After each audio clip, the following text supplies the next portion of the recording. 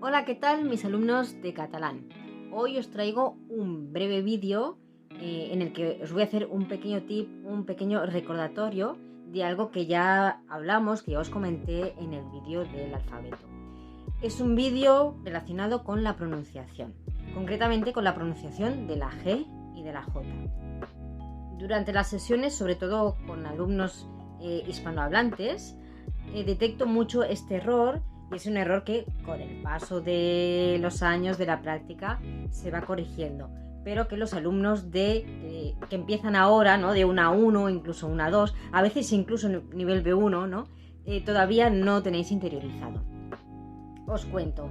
En español, la G delante de la E y de la I y la J delante de cualquier vocal tienen el mismo sonido, un sonido sordo, muy gutural, ¿no? De juguete, Jerónimo, jugar, juez, etc.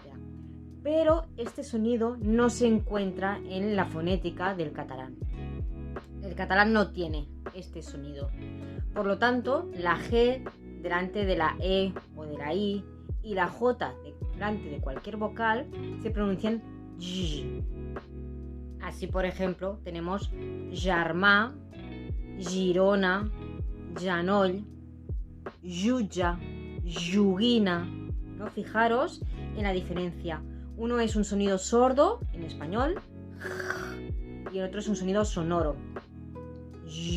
Las cuerdas vocales vibran.